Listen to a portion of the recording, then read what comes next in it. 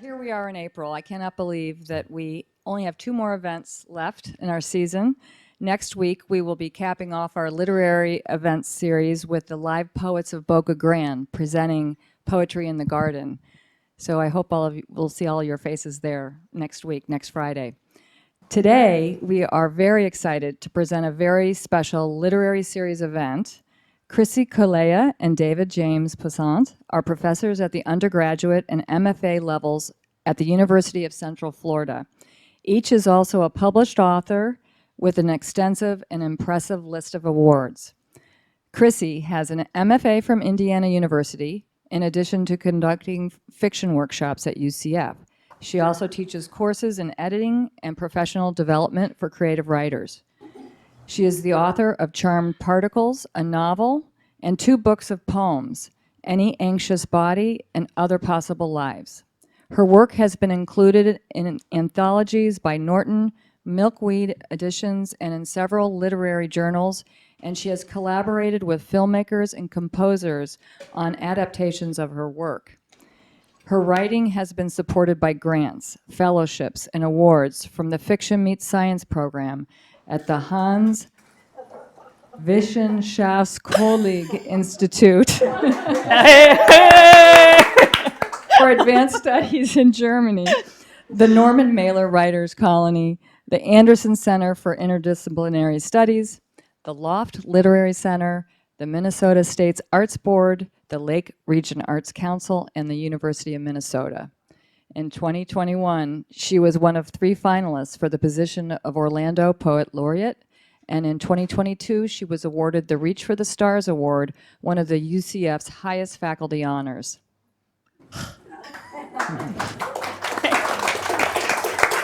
Thank you. David James, also known as Jamie, has his PhD in English and Comparative Literature from University of Cincinnati and an MFA in Creative Writing from University of Arizona. In addition to teaching advanced fiction workshops and studies in contemporary fiction at UCF, he is a published author. His novel, Lake Life, is a New York Times Editor's Choice Selection, Publisher's Weekly Summer Read, an Atlanta Journal-Constitution Best Southern Book of 2020, and a New York Public Library Book of the Day. His story collection, The Heaven of Animals, was a winner of the GLCA New Writers Award and a Florida Book Award, a finalist for the LA Times Book Prize, and was longlisted for the Penn Robert W. Bingham Prize. His stories and essays have appeared in Atlantic Monthly, the Chicago Tribune, the New York Times, One Story, Plowshares, the Southern Review, and in various textbooks and anthologies, including New Stories from the South, Best New American Voices, and Best American Experimental Writing. These are just a few of the many honors that they have bestowed on these 2 highly talented literary scholars. It is a genuine treat for all of us to have the opportunity to listen to them interview one another. Their books are on sale by the Shell Collection, and after their talk, there will be a Q&A and then a book signing. Please silence your cell phones. It is my honor to present Chrissy Kolaya and Jamie Poissant. Thank you.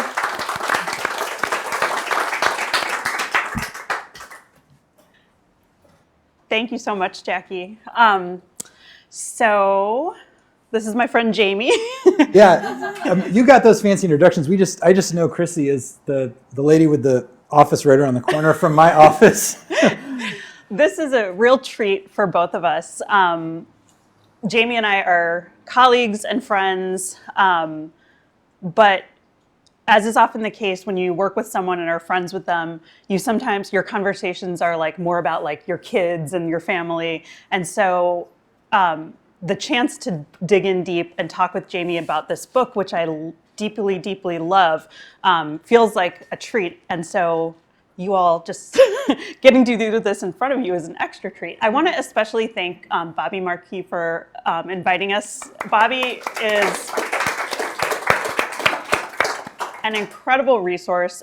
Jamie and I were both lucky enough to have her as a student, and she embodies like everything you want in a student: curiosity, enthusiasm, just like really, really digging in on the stuff that we're doing. And so she was a total joy to have. Absolutely. And a damn good writer, too. Yes. I actually didn't get to have Bobby as a Oh, wow. yeah, I had her in other classes. So, yeah. So what Jamie and I thought we might do is we thought we would start by, instead of telling you about our own books, we thought we would tell you about each other's books, because that's sometimes a little bit easier, right? So we didn't talk about this. Who's going to go first? I'll go. Yeah. You're okay. going to, okay. Or, No, go for it. okay. So this is Chrissy. She's the author of the novel Charm Particles, as well as 2 poetry collections. I'm excited to talk about these books in conversation with one another, because both of us wrote these novels before we knew each other, and yet they have so much in common. They're both sort of big family dramas. Mine's very Southern, while hers is very Midwestern, but they both involve academics. I write about a mathematical physicist. She writes about a theoretical physicist. They're both about families and the community around the families.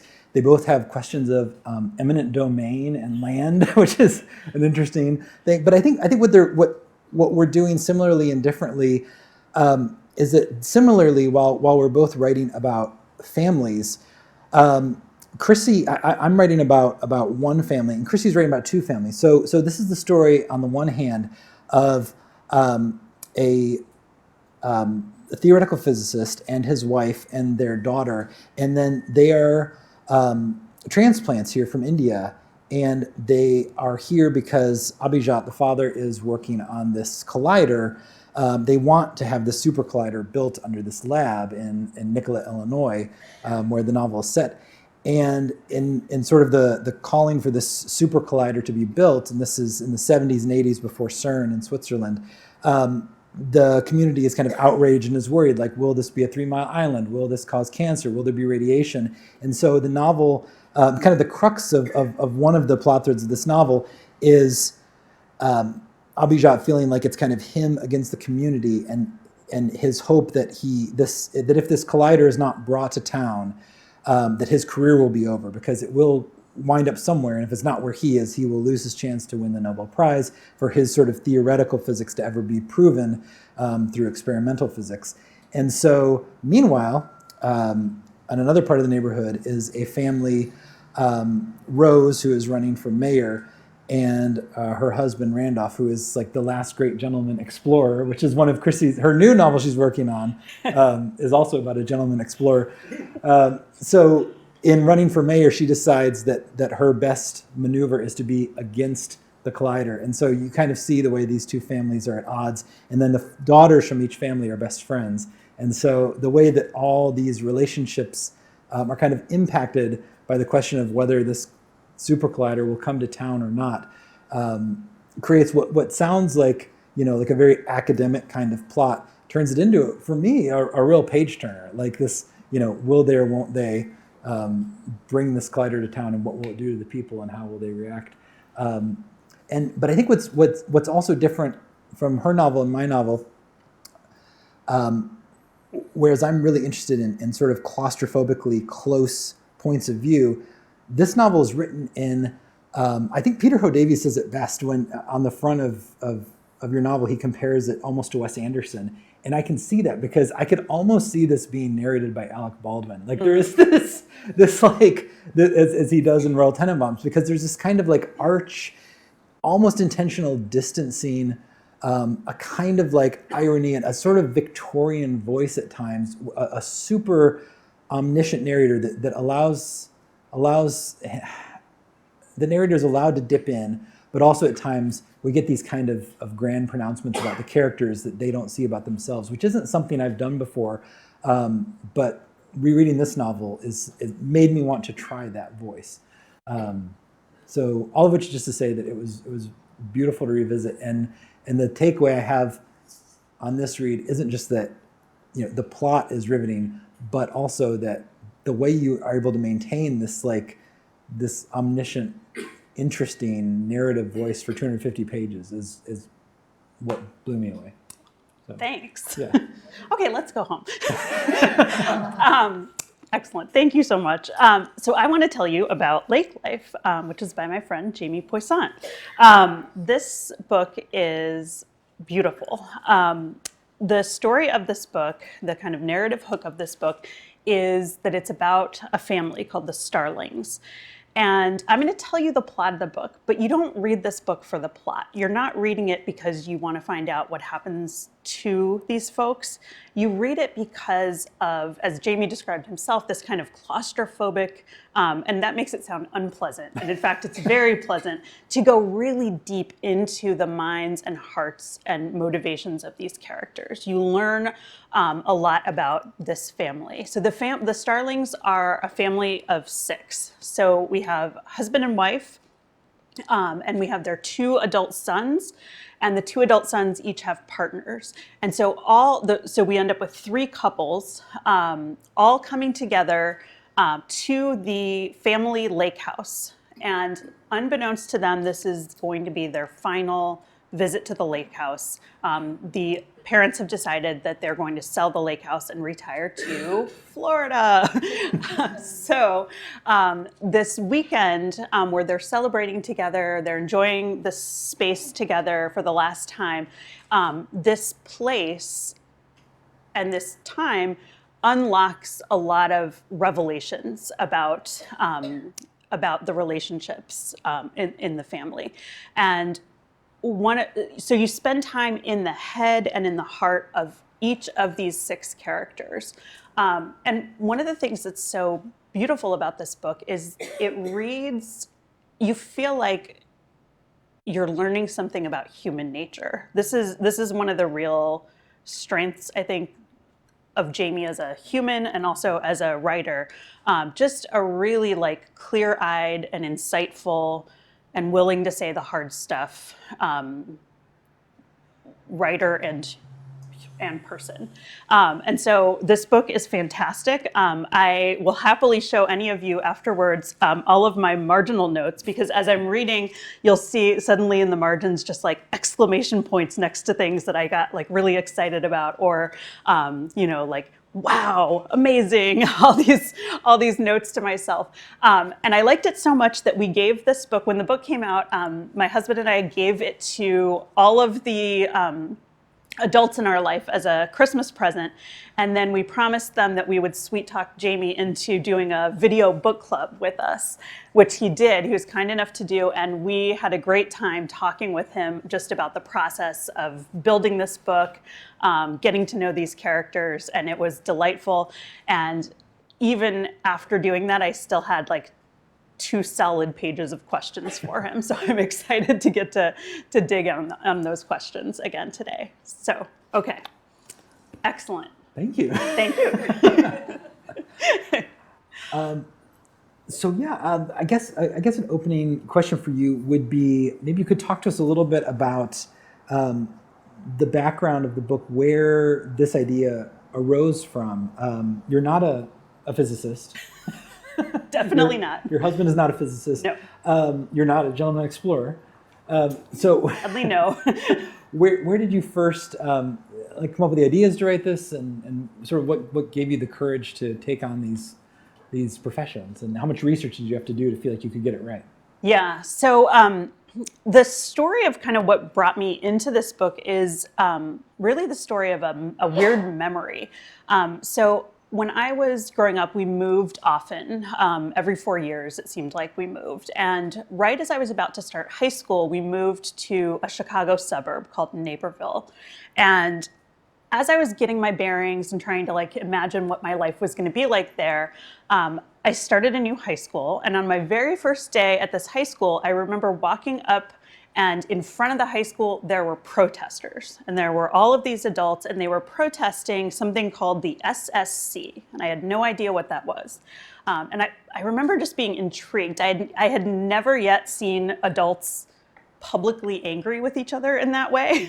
And so it really like stuck in my mind and became like part of like what I wondered about this community. And so I found myself interested in figuring out like, what is this thing that they're protesting, and what are they so angry about? So I kind of filed that away, went about my day, graduated high school. And then later in life, I found myself wondering, like, what was that about? And started poking around as you do, like online, and reading some books about it. And what I realized was that it was the story, which some of you might remember in the late 1980s.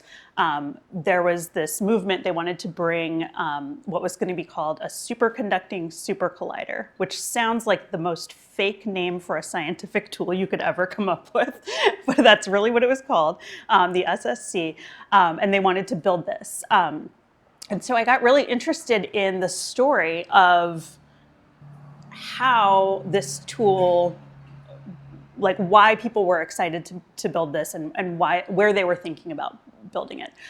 So that was kind of what intrigued me about it. And I'm trying to think so that was the entry point. And in terms of the characters, one of the strange things that happened to me with this book, which hasn't happened with other projects, it started actually with the two teenage girl characters, so the two characters who are best friends.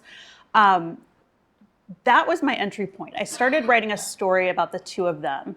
And as I wrote that story, it kept growing. I thought I was done, right? I finished it, I put it away, I thought I was done with it. And then I realized, like, oh, I'm kind of still curious about this world. And so I started taking notes, like, oh, I wonder what, Mina's father might be like, or, I wonder what Lily's dad is like. I'm just taking notes. And from there, it kind of grew and grew and grew. And then I realized, oh, crap, I think I'm writing a novel.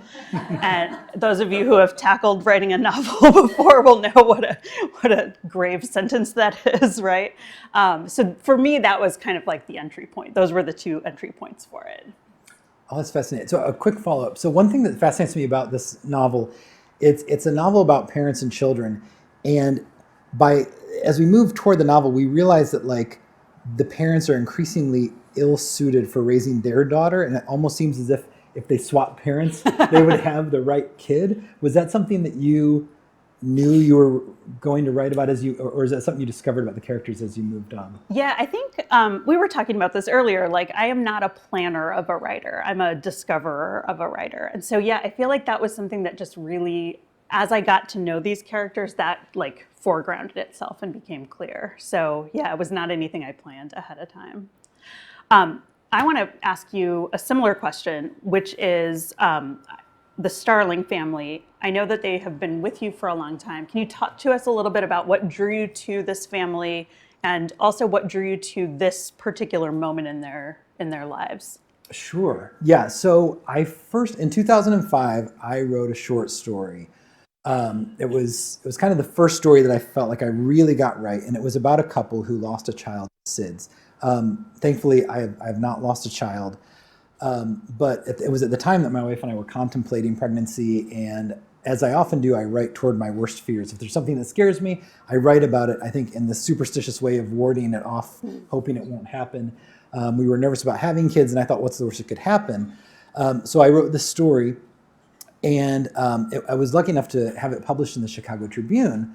They used to do a fiction insert every year. Unfortunately, because it was in a newspaper, some people read it as an editorial, and so I started getting condolence cards from all over the country mailed to me, because to my Arizona, University of Arizona address, telling me they were sorry for my loss. And it was deeply touching because they were also sharing their losses. And I realized, like, okay, even though I never meant to mislead anyone, and I wrote them back and said, like, I'm so sorry for your loss, but this was fiction for me. I realized, well, I've figured something out. I've cracked through. I've hit on the pulse of something that resonates with people. And so I thought I was done with those characters. And then a few years later, I thought, well, what happened? I thought, well, what if a few years later they tried for another child? And so I wrote that story. And then years later, I thought, well, what happened next? I thought, well, did they have another child? Yeah, maybe they had a second child. And now what happened 30 years later? And so I started to write a third story. So I thought I would just kind of have a trilogy of stories. And, as with you, it got out of control, and I realized I was writing a novel that picks up 30 years later, and the Starlings have these two sons who are now grown, but the sons don't know that they had a sister, that they were children 2 and 3. And so I thought, how would that, what would cause that revelation? And I thought perhaps it would be like a really nostalgic week at a lake where the family lake house is for sale and the parents are selling their house. But somehow nothing came together until I was actually at my parents' lake house one weekend, and I very nearly saw a child die. He fell into the water, his floaties popped off, and it was one of those things where like it could have been very dangerous. Luckily they saved him. And then I spent the rest of the night thinking, like, why didn't I jump in the water immediately? Like, what is like my role in that situation? What could have happened? What did I almost witness? And then I realized, like, oh, I have that other thing. I had a writing teacher, Jason Brown, used to tell me, like, writing a novel is just about writing a thing and another thing. And so I had the lake house story, but I didn't have my other thing. And when I realized, like, oh, what if my novel, instead of opening with the announcement we're selling the house, what if it opened with, they already said we're selling the house the day before. Now we're spending the last day at the lake and we see a boy fall into the water. Now I have a novel. And so I started writing, and interestingly, the day I finished the manuscript, I got a call from my parents who told me they were selling their lake house. So, reality and fiction, they mirror one another in interesting ways. So that's how that all came. So your plan to ward off your worst fears did not seem to work very well in this case. Yeah. So one of the things that's really beautiful about this book, it sucks you in right away, right? You have, and this isn't a spoiler, like the child drowns immediately at the beginning. And part of the beauty of the novel is sort of inhabiting what this event is like for this other family. This isn't someone in their family. This is just an event that they've witnessed, right? One of the brothers jumps in and tries to save the child, but the novel kind of uses that moment and explores what is the experience like of witnessing something like that. And how do you kind of go on? Like, what does that do to you, as a family? And it does really different and really interesting things to all 6 of the characters. So yeah, it's really, really fascinating. And also, I'll just say, on a writer-to-writer level, Jamie is a master of a beautifully crafted sentence. So oftentimes writers, we both teach writing, and we're always trying to encourage our students to read their work aloud. One of the most helpful things that you can hear from that is your ear will pick up little word echoes or weird repetitions. They'll pick up moments of rhythm that don't feel quite right. And so this book just feels like symphonic, right? It feels like it was practiced. Like every sentence feels very, very carefully crafted. Thank you. Yeah, so I'm trying to think what else did I want to ask you about. So with yours, I want to ask you about that voice, because we're doing very different things. Like mine is sort of what we call a roving limited omniscience. So I'll be with one character for one chapter, another for another, and I'm in these close third-person points of view with just 6 characters. But your voice is roving in and out. Sometimes you'll even have sections or segments of a chapter where we will pinball between like husband and wife in the same scene. We'll jump out of a scene and move into another scene for just a few sentences, move into another scene. We will, toward the climax of the novel, we're literally moving between like a small town hearing in a courthouse across the world to a tsunami and going back and forth. And what I feel like when this becomes a movie would be like a montage with like soaring orchestral music. It's really well done. But how did you think about, because to me, my novel is just like, it's so patterned. It's just like, bump, bump, bump, bump. But you're like giving yourself permission to like do all these things. Like, did you have a model for that? Like, were there writers you were looking toward? I don't think I had a model. And in fact, I think I was doing like the worst possible thing, which was just making it up as I went along. So part of what I wanted to get at is Yeah, I love the idea of, looking out into a group of people and imagining like all of the different tiny stories that you all are like carrying. There's a really lovely cover of the New Yorker magazine that came out several years ago and that I saved and hung in my office. And the cover of the New Yorker shows a subway car, and the subway car is full of people. It's a cartoon image. Everyone's riding the subway, but every single character on the subway has a thought bubble, and you can see the thing that they're imagining or the thing that they're wondering about and the way that they're responding. And I just loved that idea of, I really believe that everyone is really deeply interesting. And so I loved the idea of getting to kind of play. And maybe that image is like rather than having a writerly model, maybe that image was my model of sort of like giving myself permission to dip in and out of the different perspectives and sort of see what it feels like to live in the head of a theoretical particle physicist, see what it feels like to live in the head of a transplanted housewife who is coming from India and living in 1970s Chicago, and just sort of imagining what those experiences would be like. And I feel like that's actually really part of the joy of writing, and also part of the joy of reading, right? Is that we get to try on these other lives, right? We get to imagine what they're like. Yeah, and I think one thing that you could even amplify, one thing that makes this a great novel, and is because I think Chrissy's a great human. Honestly, earnestly, the novel never condescends to its characters. It is just as interested in the mind of a physicist as in the mind of the wife selling Mary Kay products. Like, Yeah. It doesn't treat one as like the genius and the other as like the woman there to support the genius. Like, it is interested, and it gives each of them a voice that is intellectual, that is thoughtful. And then there's even this interrogation from, especially Lily, one of the daughters, who is beginning to question, what does it mean to be a grown-up? And this question of, why do we see certain people's work as more important than others? And I think exploring that, it's just important and beautiful work. Thank you. Thank you.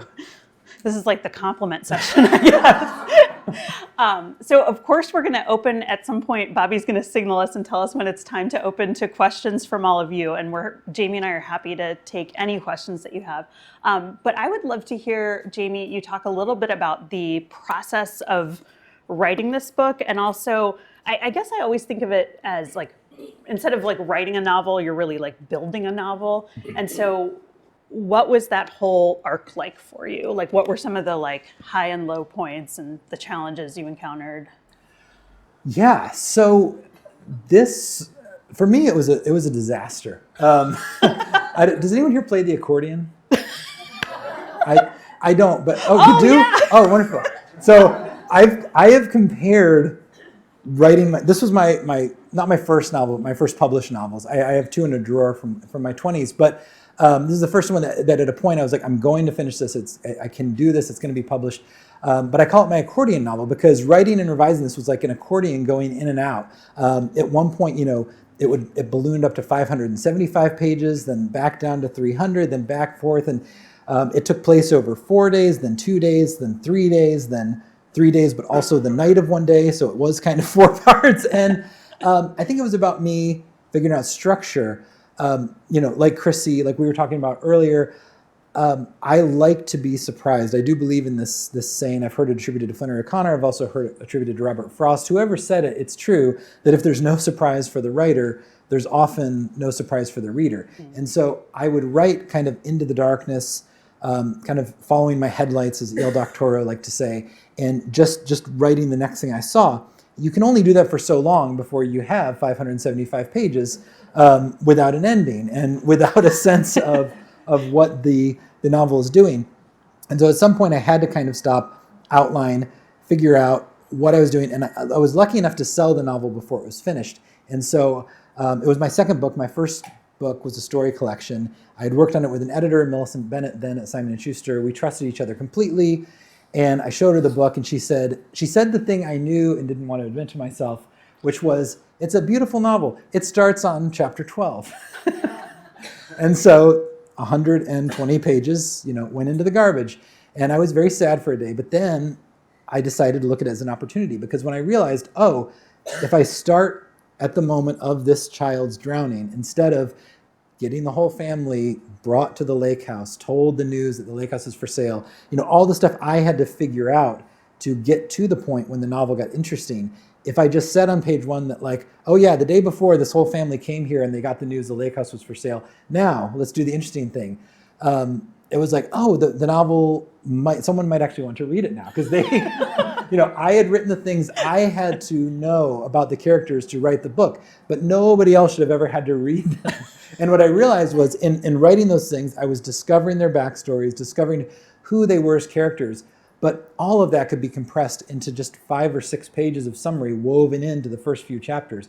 And so, I'm a big fan of overwriting, because it's never, I don't think of it as a waste of writing 120 pages, because I honestly don't think I could have written what came after if I hadn't written to discover. Yeah. That said, the new novel that I'm working on now, I only let myself get about 50 pages in before I wrote an outline, because I did think if I have some, and I'm going to allow myself to depart from it if I need to, but I realized if I do have a slightly clearer sense of where I'm going, maybe not the character motivations, maybe not the whys, but of at least the structure, I might spend a little less time making mistakes I have to fix later. Does that make sense? Yeah.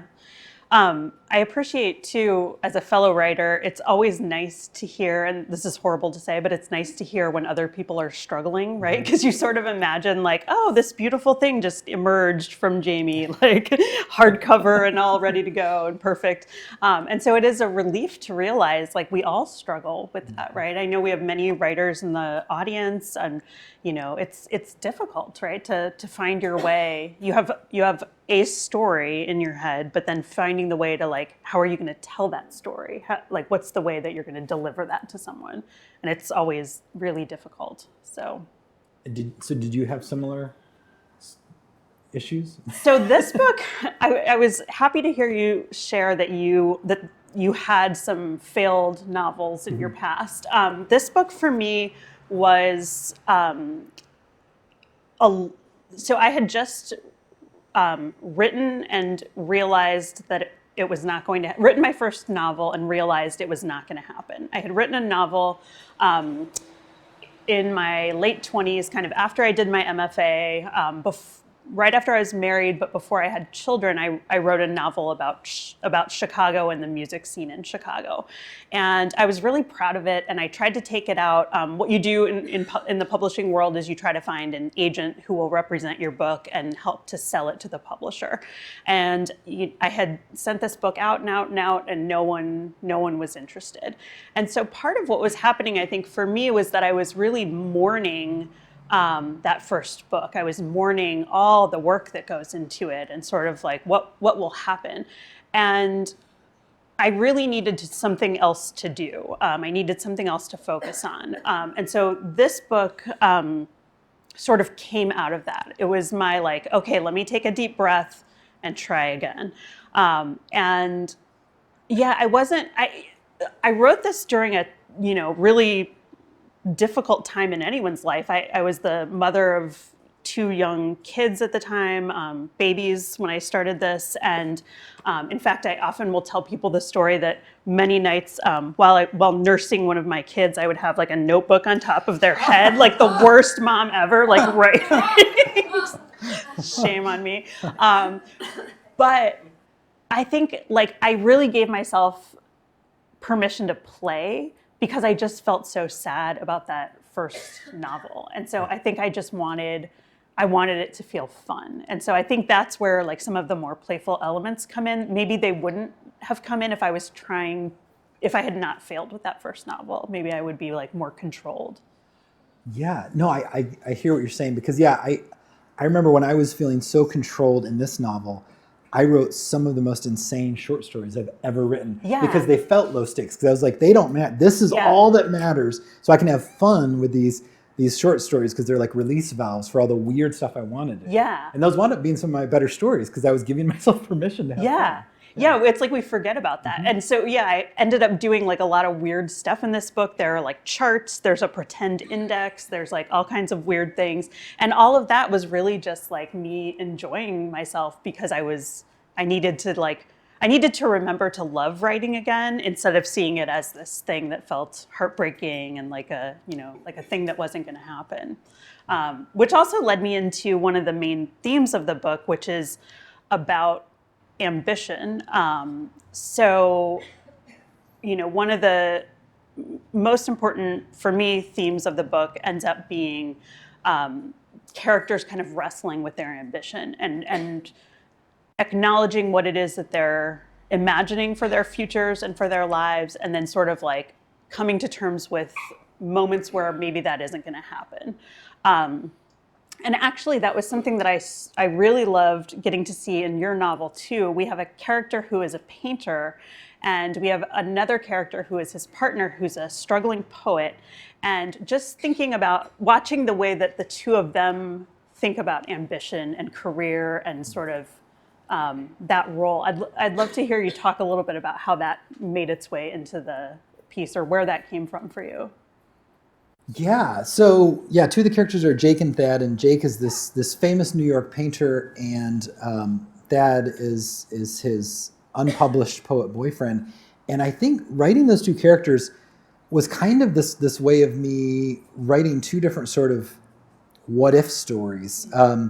I feel like someone who's like solidly in the middle. Like I don't see myself as ever becoming like the talk of the town, famous New Yorker type, like go to parties, go to George Plimpton's loft for drinks, like Jake would. But I see Thad, the sort of failed poet, is what I could have been if I hadn't given myself permission to actually like try to write. And so I think there are two traps anyone can fall into, like the wanting to do something but not wanting to try because if you try you might fail, and then also the getting exactly what you want and becoming famous but then not being happy with what you have. And so writing toward those two traps and then putting those traps in a relationship was just something that interested me. Yeah, and having that tension between these two characters who are in a loving relationship and who are struggling with that, it's really makes for some meaty scenes. Yeah, well, and the same dynamic exists in your book with, because you have two couples. One where you have a physicist who's married to a woman who is essentially a homemaker and wants more but doesn't kind of know how to ask for it, is embarrassed by her desire to do more than just stay at home. And then another character whose husband is an explorer, and so she decides that she is going to get political, and that's her way of moving forward in the world by coming in like a school board member and then an alderman and then running for mayor, and becomes obsessed with this mayoral race to the point that she's willing to like question her own ethics just to be a mayor, just to, why do you think we talked about this a little earlier, but with that character Rose, what does being mayor mean to her, do you think? Yeah, so Rose is the one character in the novel who is from the community that the novel is set in. I made up, those of you who maybe hail from Chicago or have visited will know that Nicollet, Illinois is not a real place. So I made up a town for this to be from. And Rose is the only character who is born and raised in Nicollet. And part of what happened, part of the story is that Nicollet, like an actual town in Illinois, I did a lot of the research for this project at a place called Fermilab, which is in Batavia, Illinois. And much like Fermilab, the town in my novel started as a small farming community, and in comes a national laboratory, and that completely changes the face of the way that the land is used, the kind of people that live in the town, et cetera. And so Rose has lived through this transformation that her town has gone through. She's also lived through kind of her own transformation, right? Like, so she has married very young this character, Randolph, and he's a kind of like explorer for, I made up a like fake National Geographic, it's called Popular Explorer magazine, and he goes and writes stories and takes photographs on these trips. And so Rose, for like a good part of the book, she's just raising their child. She's raising their gifted and talented child. And she begins to get really hungry for something of her own. She was raised in an era and in a community in which that wasn't a priority for most families, to sort of like find out what women wanted to do with their lives, right? Like her father even questions like, why would you want to do this? This doesn't seem like a thing that a woman would want. And so she's really kind of like, she's sort of coming to know herself as a feminist and as someone who is curious about the world and ambitious. She's coming to understand that about herself. And this position as mayor of this community is for her like how that manifests. And so that becomes the thing that feels kind of like recognition to her, right? And it's important because it's the community where she's from as well. Yeah, and I should also say, while we're talking about communities and invented places, if you know North Carolina, you know that there's no Christopher in North Carolina. So the Lake Christopher in my book, if you actually want to go there, it's Lake Toxaway, which is in that, between Asheville and Highlands, which are also, so I name Highlands, I name Asheville, but my editor was like, Lake Toxic Waste? I was like, no, Toxaway. I was like, that's a terrible name for a lake. So we called it Lake Christopher, and but yeah. So I think we're right at the 40-minute mark. So I think this is a great time to turn. Sounds good. Over to the audience. Hello. And Bobby has a microphone. So this is so interesting. I feel like we've just pulled back the veil to see what goes on. And isn't it interesting to hear the authors talk about their process? So does anyone have any questions at this point? Yes. I was just wondering, when you made the comment about your writing and how crafted your sentences were, I'm just wondering what the process is for specifically crafting any sentence that you write. Oh, sure. Yeah. Well, yeah. And I think we both answered. I mean, I should have returned the favor because Chrissy also writes absolutely beautiful work at the line level as well. And she's very lyrical as a poet, which is something I can't do. So maybe you can speak to the lyricism. I can speak a little bit to the sentence level work. So I feel like I got a real crash course in writing at the sentence level. I was sending out work. I was 26. I was writing stories. And I was lucky enough to have a story taken by this writer, Sam Ligon, who at the time was the editor of a little journal out of Eastern Washington Press called Willow Springs.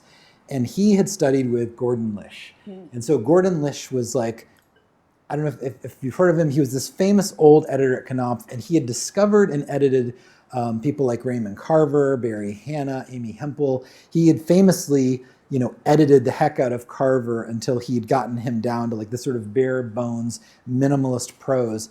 And so we took a story together over the phone over a couple hours, and he showed me things like, where are you using too many prepositions? Where are you using dialogue tags in a wordy way? Where are you using participle phrases or gerund phrases where you could be using simple past tense? Like all the little stuff I thought I'd left behind in high school grammar turned out to be really important with how it fell on the ear when you're reading. And so then I got really interested in whittling down my work and cutting everything down by anywhere from 10 to 30%. And then eventually I realized you don't have to go too extreme. You can go too extreme to the point. And Carver later in his life got away from Lish, and then he started producing some of the longer stories he's more well known for, like Cathedral or Aaron, like the famous Anton Chekhov story. And so I think when he found a happy medium, his work was even better. But yeah, I think after that phone call, I started reading writers who really cared about sentences and thinking about when I wrote everything, putting it away in a drawer for a month, getting it back out, looking at it as objectively as I could, and just taking a hatchet to whatever I could, just stripping out all the wordiness and just trying to be as simple in my phrasing as possible. So today, some of the writers who I read, who I feel do that really, really well, Elizabeth McCracken, Jenny Offel, Dennis Johnson, but I really go for the stylists, the writers who who spend time on style even more than plot, or preferably the ones who can do both, like Colson Whitehead, someone who's intensely interested in sentences, but also in telling a good story. So I have a background. After I got my MFA, I worked in publishing for a while, and I worked as a copy editor. And that was really essential for me to kind of like learning the nuts and bolts of like what a sentence should look like, and also what a sentence could look like, and also what it could sound like. So that was my training for that.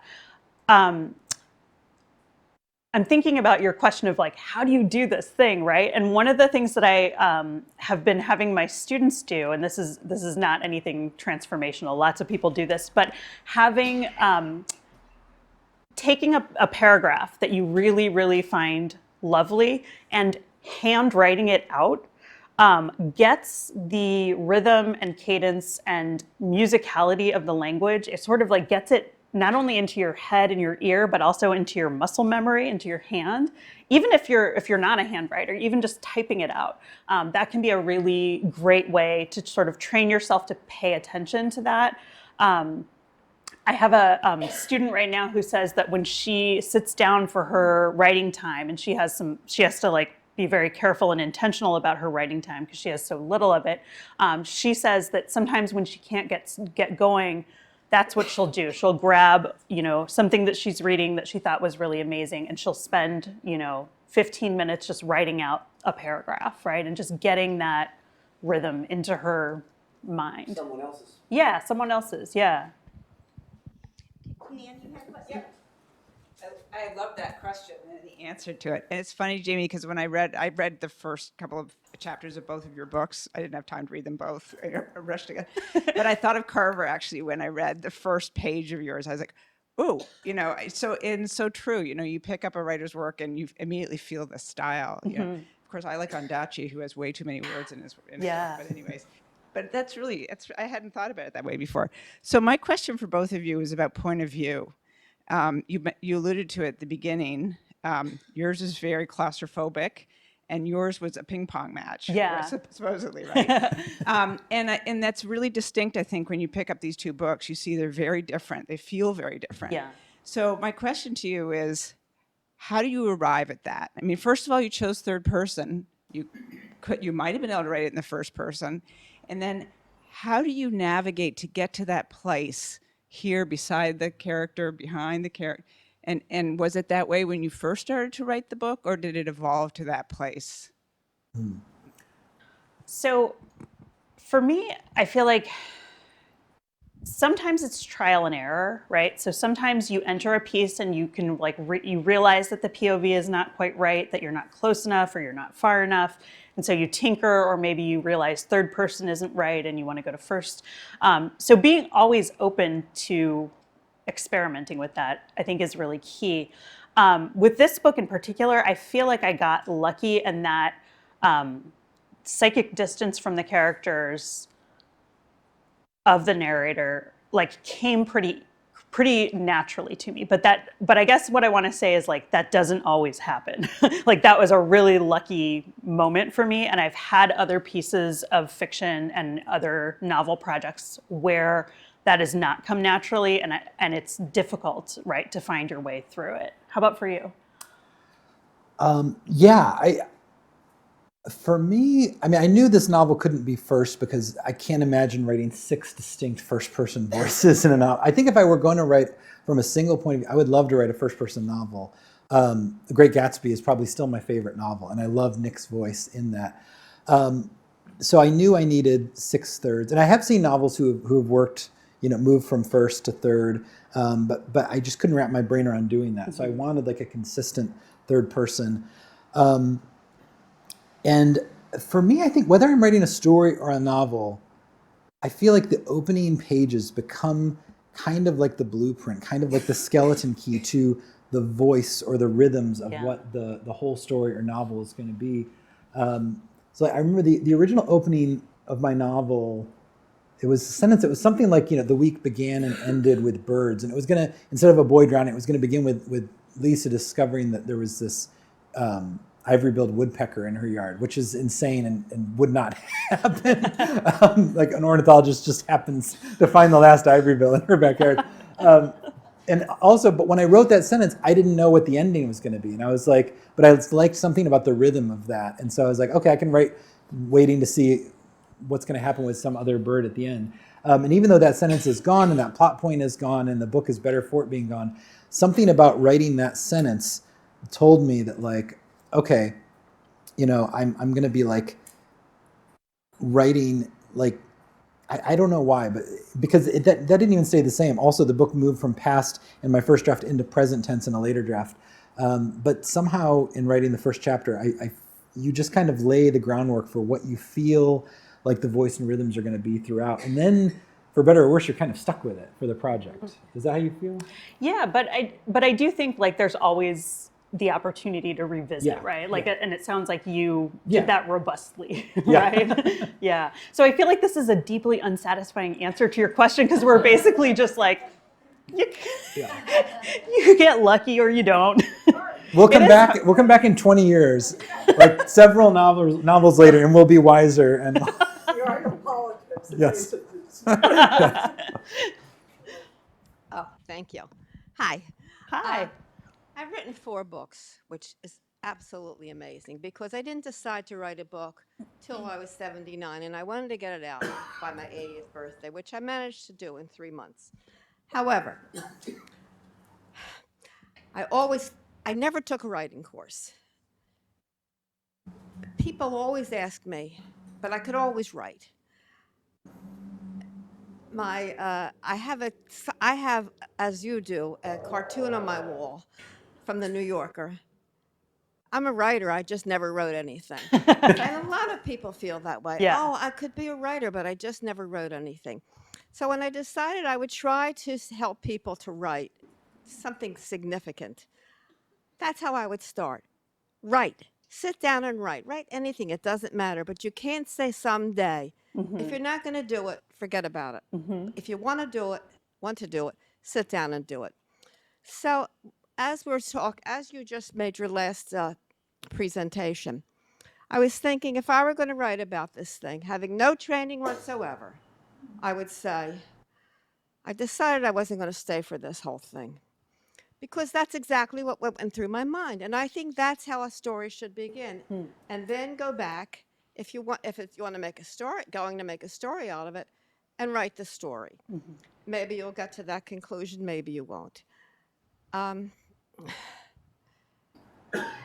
David, I can't think of his last name, David Sparks. Years ago when I met David, I knew he was a writer. So when I decided at age 79 to write this book, I wrote a couple of chapters and I sent one to him. I said, what do you think of this? He wrote back, what's your point of view? I didn't even know what he meant by point of view. But then I decided I don't have a point of view when I write. My characters have a point of view. I'm a storyteller. I'm not really a writer. I'm a storyteller and the characters tell the story. So there's all different ways of writing. And I do write better than I speak, I must say, because I'm thinking ahead of myself constantly. And when I sit down at my computer, I play it like it's a piano. Yeah. And the words don't even hit my brain, I don't think. They just somehow come out through my hands. So when you said that about a rhythm, it's true. I don't do it, that's not my intention. Yeah. But that's the way it comes through. And I think that's the way it happens for a lot of other people. Yeah, and that's such a beautiful experience to get to have, right? Like it doesn't always come like that, but when you can channel that, like it's I had a dream, and I woke up the next morning and I wrote my first book. I didn't even want to leave the desk, the computer, and I had no idea what was going to happen, who the person was, anything. And I dreamt about this companion. She was my companion for the entire time I wrote the book. And I really missed her because I kept thinking, what's she going to do next? And she told me what to do. You do. You end up missing your characters an awful lot, right? Like they become such a part of you. You get to know them so well that, yeah, sometimes when they're no longer with you, they're still, in the back of your mind. Yeah. Well, a couple observations. I would say first, I'm glad you stayed for the whole thing.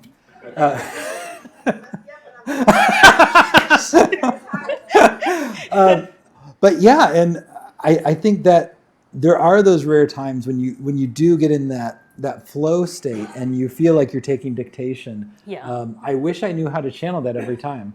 I think the reason that I'm a writer is simply because I made the deal with myself that I was going to write most days, whether I felt that or not. But if I could feel that every day, I think I'd be even more prolific. Yeah, yeah. And we do really bad jobs at our jobs. Yeah. And be terrible parents. Yeah. I would like to offer a little different point of view. First of all, saying that there's nobody like Sandy Jacobs, that she is a unique person who's written some remarkable books, and I hand it to her that she could do that. But I would like to say to anyone who is interested in wanting to write that there is another way, and that is to go to an MFA program. And I honor you in your teaching in that program. I went to Spalding University and had the most wonderful experience. That there's so much to writing besides the first thing you have to do, which is sit in a or stand or whatever it is and write. But there is much to be said for a community, for both the students that are in the program that you learn from and they learn from you, from the teachers, from what happens afterwards. I mean, MFA programs are sending out hundreds of students at the end of their 2 years. All of them are not going to be published writers, but you are going to be a better reader. You're going to be much more interested in everything that's going on in the world from the point of view of a writer. And so I just applaud you as teachers and as teachers who have written and published, and thank you for coming. And I'm very grateful to be a writer and to have been through an MFA program. Oh, thank you. Yeah. Thank you. Thank you. I wonder if we can go back to the business, a couple of business questions. I'll try to keep the envy out of my voice. Jamie, you had an editor who had an in at Simon & Schuster? What's that? I'm sorry. How did you get your book published? Oh, Chrissy, same question for you on the second book. yeah. Well, also thank you for that compliment of the teaching, because we are both like dual writers and teachers, and pedagogy is something that's very important to both of us. Chrissy is an amazing teacher I'm learning from daily. And no. So yes, I do appreciate those kind words. And I do agree with you that it's often about making readers as much as it's about making writers. And I could spend an hour talking about why half of what I teach is really just good reading habits. But yeah, the business of writing. So I will tell you what I did, and then I will tell you why not to do it how I did it. As Chrissy mentioned earlier, the best way to get a book sold at a big house, and there's only like 5 left. There's Penguin Random, there's Simon Schuster. Oh yeah, there's HarperCollins, there's Houghton Mifflin Harcourt, and then there's Holsbrink, right? I can't remember. I think those are the 5. Okay. Because somebody swallowed somebody else recently. Yeah. Okay. So if you want to be with one of those 5, and you don't have to be with one of those 5, there's also like scads of amazing university presses. There are tons of small presses and independent presses, which are increasingly like winning the Pulitzer, because these little houses will take chances on great books that big houses don't think will sell. So it's been really fun to see like the long lists and short lists and the winners of all the National Book Awards and Pulitzer Prizes, and now how often they're like tiny presses like Bellevue Literary Press, which is amazing. But if you want to be at a big house like Simon & Schuster, they only deal with agents. They don't take unsolicited manuscripts anymore. So I knew that I needed an agent. At the time, I did everything wrong. I was 26 years old. I went to the Swanee Writers Conference, which I do recommend. Go to writers' conferences. And I say this from a position of privilege. I recognize they're expensive and they cost money. But there's a couple of really great ones in the country. You've probably heard of Swanee. You've probably heard of the Bread Loaf Writers Conference in Vermont. That's the one that The Simpsons parodied. There's the Tin House one at Reed College, which is great. There's a lot of great ones. But at those, you often have the chance to do these little speed dating sessions with agents and editors. And so I got a 5-minute date with Gail Hockman. And I knew she was Michael Cunningham's editor, and he was one of my favorite writers. And so at the time, I had published 2 stories. And I met with her. And what I didn't realize at the time was it was really more an opportunity for me to talk to her and ask her how agenting worked. And she said, "What would you like to talk about?" And I said, as a brash 26-year-old with 1 year of MFA program under my belt and 2 story publications, I said, "I want to talk about why I want you to be my agent." And, and she laughed and laughed, and she found my ignorance endearing, luckily. She could have found it many other things, but she seemed to find me adorable. And she said, "Okay, honey," and she still calls me honey to this day. She said, "Okay, honey, tell me why you want, why I should be your agent." And I was like, "Well, I've got these 2 stories." And she starts laughing. She was like, "All right, tell me about your 2 stories. So I talked to her, and she's like, "All right." She goes, "When you get back to Arizona, you send me your 2 stories, and we'll see." And so I left and I went back home and I told everyone, I was like, "Oh yeah, Gail's gonna read my 2 stories." And everyone was like, "She's never gonna read your stories." But then, sure enough, like 3 months later, I get a call, and it's Gail Hockman. She's like, "I never do this, but I really liked those 2 stories. And so if you write a book, I will represent it." And so I spent the next almost 10 years writing my first collection. And when it was done, she sent it to a couple of publishers, and they all said the same thing, which, if you know anything about story collections, was, "Great, where is the novel?" And so I started begrudgingly writing Lake Life as a way to sell the finished collection. And eventually, I fell in love with the project and started writing the novel for the right reasons. And once I had gotten the novel going for the right reasons, and it was becoming a novel, and she had the finished collection and the partial novel, she was able to send out to 20 different publishers. And out of the 20, I'm not ashamed to say, like 19 said no way, but Simon & Schuster said yes. And all you need is one. You only need one editor with a vision who sees what you're trying to do and can see through how they can find a way to launch your book. And so so it's really just a matter of finding the right agent at the right time. Yeah. I'll try to tell mine short. So I had my failed first novel, right? I had pitched to agents. They had all said no. I wrote another one. I took a deep breath, put my head down, and wrote another one.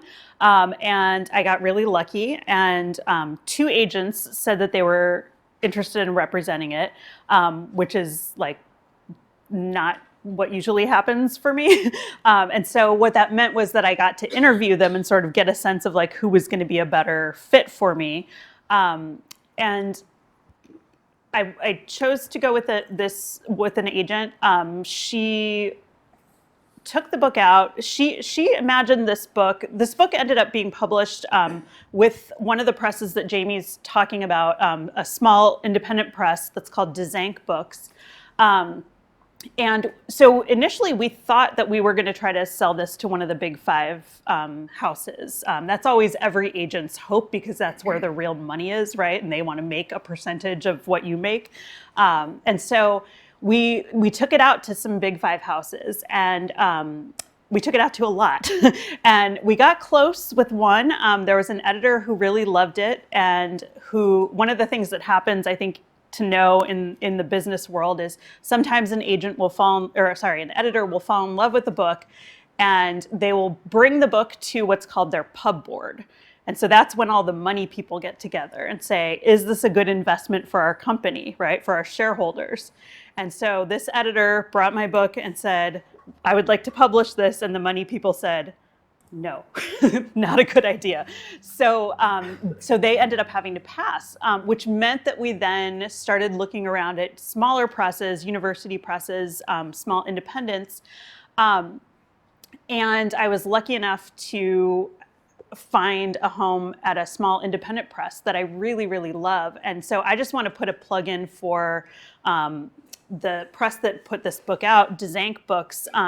They are like a small, scrappy publisher they publish really beautiful books, they take a lot of risks in the fiction and stories that they publish. And they recently won the AWP, which is like the National Writers Organization. They won the Small Press Book Award this past year. And yeah, so it's a really different experience to publish with a small press as opposed to a big five, but they're a press I feel really proud to be part of, and they're a really great community. So, yeah. Dzanc. Dzanc. Dzanc. Oh, do you have another question? Okay. What do you say to students who don't believe that they have to read in order to write? Yeah, so the question is, what do we Excellent. say to students who don't believe they have to read? That is my number one, like, I will see red. I will have students come to me in office hours and they will say, Dr. Poissant, I have a secret, I don't always like writing and I don't always want to write. And I say, I said, that's fine. Yeah. I was like, there are plenty of days I wake up and I don't want to write. I just do it because it's my job. But when I have a student who says, like, I don't really read, I just want to be a writer, I'm like, no, first of all, no, it'll never happen. Because, it's like saying, like, someone wants to be an architect, but they don't care about buildings. They don't like looking at buildings. You're not going to learn. So much of learning to write is your reading habits and learning through osmosis and getting interested in why a book is written the way it is, why sentences are ringing your ear the way they are. But also, even if someone could write a publishable book without reading, why would anyone want to be in conversation with them if they're, they're saying, I have all this stuff to say, but I'm not interested in listening to what you have to say. It seems like, so one-sided. So Yeah. I think of all of us as writers, whether we're publishing with Dzanc or whomever, as being in a community, a tribe of writers. I don't want to read the work of someone who would never deign to read mine, what I mean? Yeah. I ditto 100%. Yeah, and it is definitely a big bugaboo, right? That's the most heartbreaking thing to hear from a student is, I don't really like to read. I think one of the things I've come to understand about my role as a professor is that the most important part of my job is putting good stuff in front of students. I used to think that I didn't like poetry when I was, 18, 19, 20. I thought poetry was stupid and boring. And now I'm a person who has written 2 books of poems and is like a poetry evangelist. And the reason for that is because I had an outstanding professor who put really, really good poems instead of terrible poems, put really good poems in front of me and taught me how to appreciate them. And so I feel like that's like the best, that's like, if I do nothing else as a professor, if I put some good fiction in front of you, if I put some good poetry in front of you, if I put some good creative nonfiction in front of you, I feel like I've done my job.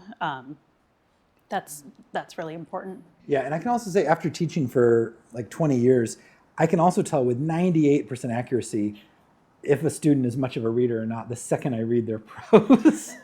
Like, you really can. Yeah. We read a lot of things that sound like someone describing a movie or a video game to you, as opposed to like. Yeah, which isn't to knock movies. I love film, but like it's a different. Yeah.